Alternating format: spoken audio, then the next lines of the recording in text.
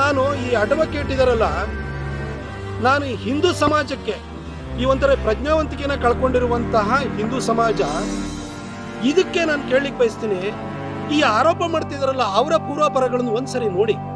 ಸೌಜನ್ಯ ಪ್ರಕರಣಕ್ಕೆ ನ್ಯಾಯ ಕೊಡಿಸೋದು ಒಂದು ಸೈಡು, ಈಗ ಧರ್ಮಸ್ಥಳವನ್ನು ಟಾರ್ಗೆಟ್ ಮಾಡಿಕೊಂಡು ನಡೀತಾ ಇರುವಂಥ ಪ್ರಚಾರಾಂದೋಲನವನ್ನು ಪ್ರತ್ಯೇಕವಾಗಿ ನೋಡಿ.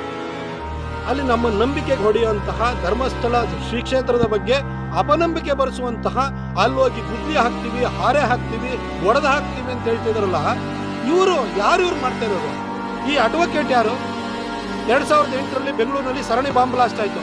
ಆರೋಪಿಗಳ ಪರವಾಗಿ, ಆ ಪುಂಡ ಮುಸಲ್ಮಾನರ ಪರವಾಗಿ ವಕಾಲತ್ತು ವಹಿಸಿದವನು ಯಾರು? ಇದೇ ಅಡ್ವೊಕೇಟು.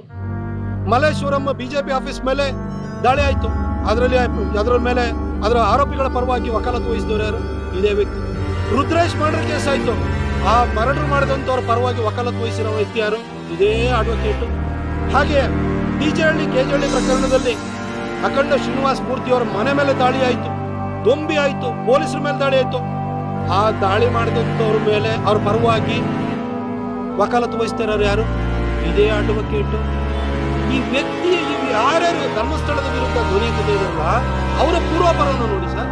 ನೀವೇನಾದ್ರೂ ಕೂಡ ಇಸ್ಲಾಂ ಧರ್ಮದ ಬಗ್ಗೆ, ಅಲ್ಲಿರುವಂಥ ಅನಾಚಾರಗಳ ಬಗ್ಗೆ, ಅಲ್ಲಿ ಏನು ಮುಳ್ಳಾಗಳು ಮೌಲ್ಯಗಳು ಮಾಡೋದ್ರ ಬಗ್ಗೆ ಏನಾದರೂ ಪ್ರಶ್ನೆ ಮಾಡಿಬಿಟ್ರೆ ಸ್ವಲ್ಪ ಮುಂಡ ಒಂದು ಕಡೆ ಮಾಡ್ತೀವಿ ಅಂತ ಹೇಳ್ತಾರೆ. ಅಂಥವನು ಬಂದು ನಮ್ಮ ಧರ್ಮಾಧಿಕಾರಿ ಬಗ್ಗೆ ಈ ರೀತಿ ತುಚ್ಛವಾಗಿ ಮಾತಾಡ್ತಾನೆ, ಅವನನ್ನೇ ನೀವು ನಂಬ್ತೀರಿ.